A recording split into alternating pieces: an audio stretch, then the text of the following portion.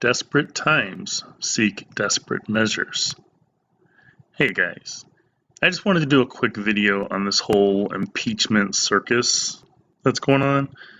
Now, due to time constraints of this getting out, it's going to be more of an audio message than the normal visual aid aspect that I include normally. I hope you're okay with that. Now, if you've been following along, you know what I've been saying regarding Trump's quote-unquote draining the swamp movement, if that's what you can call it. If you haven't, I'll echo my words now. Trump's not doing anything that his base would consider a benevolent act. Well, they may consider it a benevolent act, but it's not what they think. It's simply a part of the phase we are currently in, that being the truth and disclosure phase of the last generation of mankind. As I said before, he works for the 8th regime, taking his orders from a tall gray named Saint Germain, according to Sherry Schreiner's intel that she gets from Father Yah. Well, before she was returned back home to him anyway. Now, this same tall gray is the one spearheading NESARA domestically and GESARA internationally. Now, if you're not familiar with that, that's the National Economic Security and Reformation Act, and then change the G to global. It's essentially the beast economic system that would be ushering in the Antichrist. But everybody in the New Age community thinks, oh, it's great, we're going to have debt forgiveness, we're going to all be rich. They don't understand if everyone's rich, no one's rich. I don't understand how they don't get that. Anyway, this tall gray is heavily involved in the finances of this country and others as being part of the deep state. Now, if this is your first glimpse into this intel, I'm sure your jaw has probably dropped about now. But please, bear with me. I know what you must be thinking, but you have to remember something. If there's any truth to the fact that most everything we know in the world is actually a lie, because of the great rebellion in heaven, if there's an inkling of you that feels this could be possible, you have to consider everything and anything, even if it seems implausible to the nth degree. Now, that being said, Trump, acting as the bridge between the 7th and 8th, is exterminating the current cabal, as in the Reptilian Cabal, which goes all the way back to the Garden of Eden. And even before that, when you really consider how reptilians had even come into existence through Father Yahweh's judgment on the fallen and Lucifer.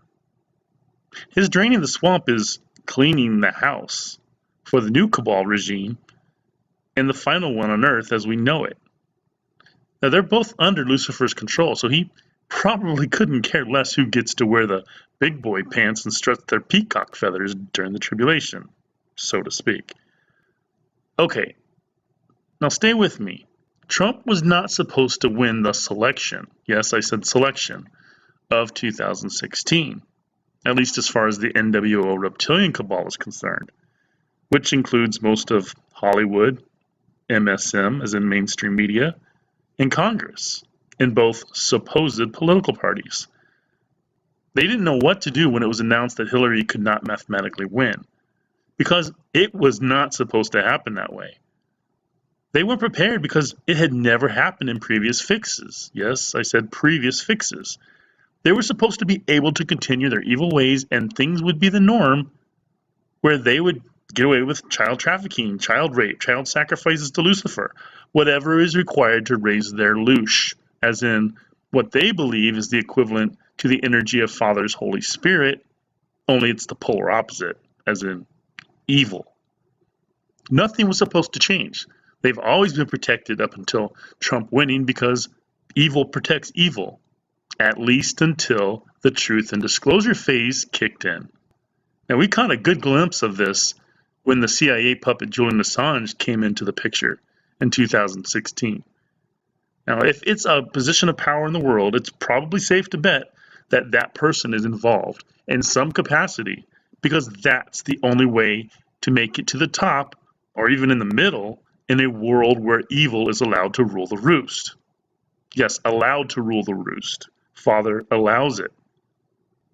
That's how Lucifer deceives people, by promising the world as long as you sign on the dotted line. And greed normally takes over because people want to get theirs, as in rich.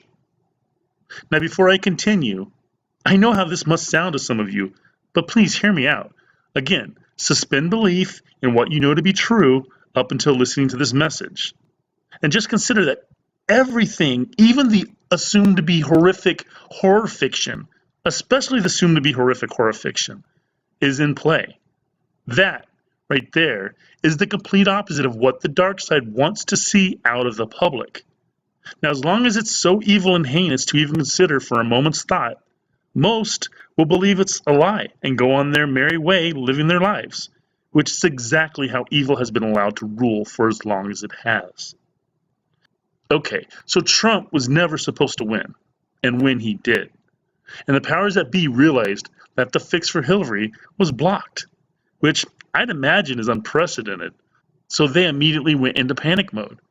It's not like they could very well say, hey, he couldn't have won. We rigged it, like usual. So they had to go a different route. The military generals who convinced Trump to run stopped the rigging by threatening Papa Bush during election night, as votes were still coming in, when they were going to flip 5 more states for Hillary.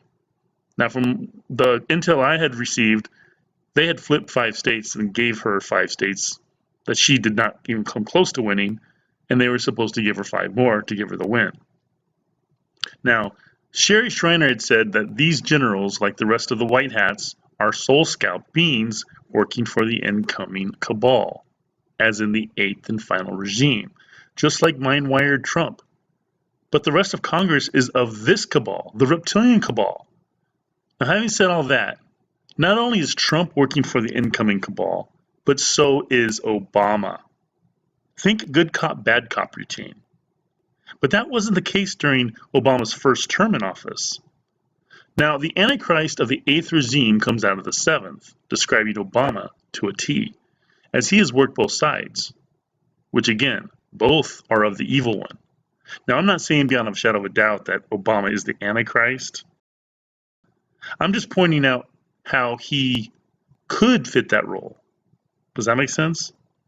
If not, let's refer to Revelation chapter 17, verses 10 and 11. And there are 7 kings, 5 are fallen, and one is, and the other is not yet come. And when he cometh, he must continue a short space.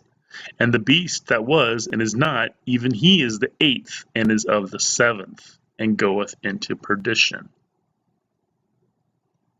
That means he becomes the king of the 8th, but he comes out of the 7th, as in the NWO cabal. Now, not too long thereafter, they tried to get a recount, spearheaded by Dr. Jill Stein. Now, when that failed, they tried to go the angle of, we can protest because Hillary won the popular vote. No, she didn't. It wasn't even close, which is why the fix was in. So she didn't even feel the need to hold echo-filled rallies down the stretch, remember?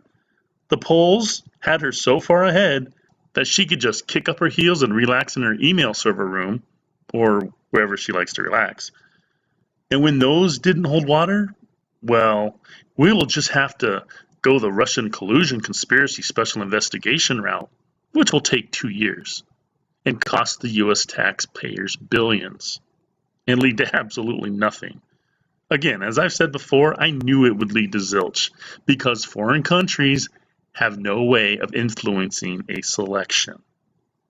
But McCain sure accepted illegal donations from at least one foreign country in 2008, as did Hillary in 2016. Allegedly, in both cases, of course. So here we are, not too long after the Russian collusion dud, the primary debates were on our heels.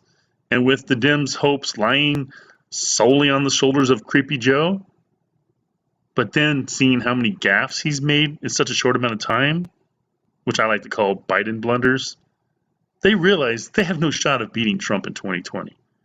Enter yet another impeachment attempt into the mix. What is this, like the 3rd attempt in the last 2 years? Now, I know I'm leaving some steps out of the smear campaign trail, just for the sake of time, but I'm sure you get the gist of what I'm trying to say. Now, if this proceeds and the House impeaches, and then the GOP dominant Senate ultimately follows suit, then you will know all of Congress loathes Trump, and most likely for the reasons I mentioned here concerning his draining the swamp. Not because he's an inadequate POTUS, but again, because he's supposed to make this cabal irrelevant and essentially usher in the Antichrist.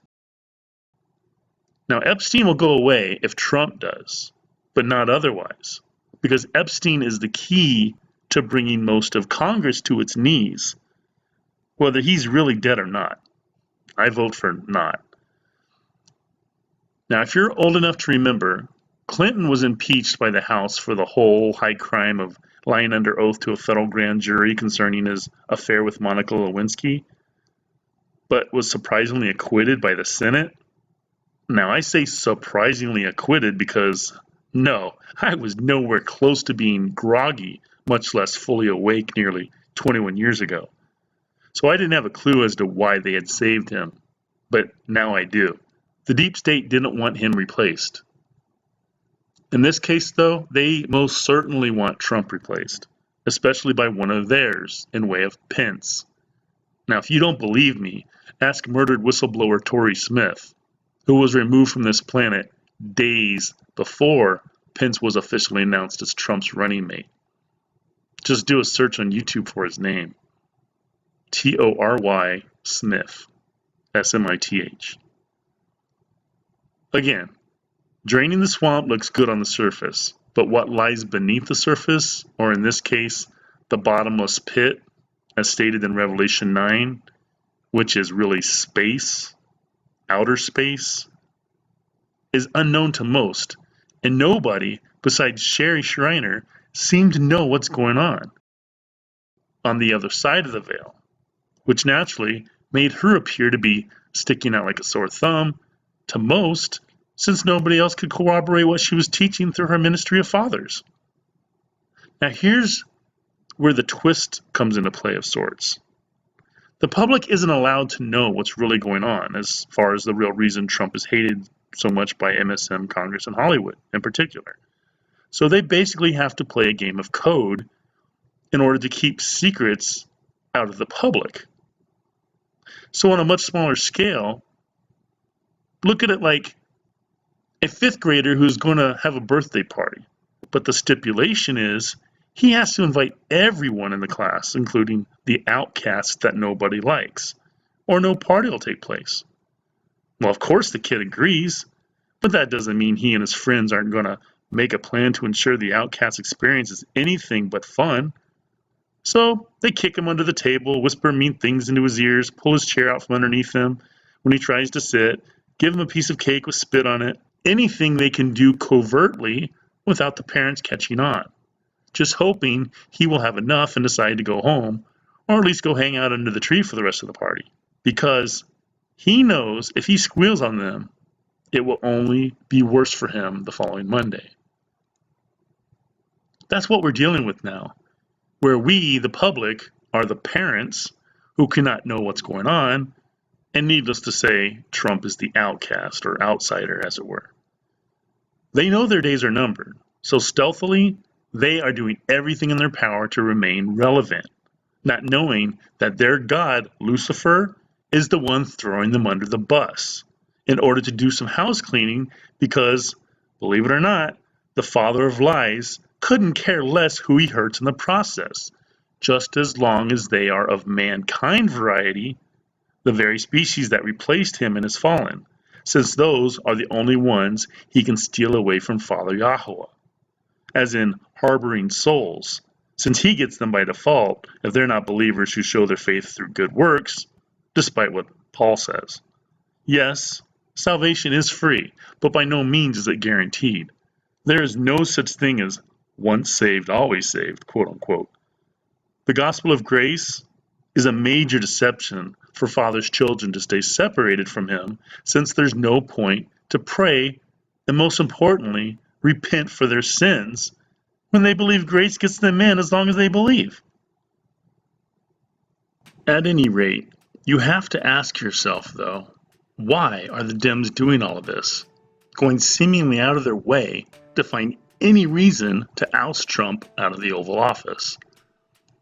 Now, is it because they feel he's really ruining the country as the worst POTUS ever? Is it because they don't see a viable quote-unquote candidate to go up against him because they know, without saying it out loud, that he's actually doing an admirable job? Or could it be because he was not supposed to win in 2016? Literally not supposed to win, as in being blocked from winning a fixed election. And they know that will just occur again in 2020, whether it's needed or not, when he'd really won in a landslide in 2016. As it's out of their control now, as in it's totally out of the deep state reptilian cabal's control, because they are being replaced by the ones who control him now. And they aren't ready for judgment from Father Yahweh yet. They're not ready for the last call, the last dance, for the credits to roll on their incredibly long, evil run. They are actually trying to change prophecy by doing everything in their power to bump the timeline. Even if that means they have to go the JFK way.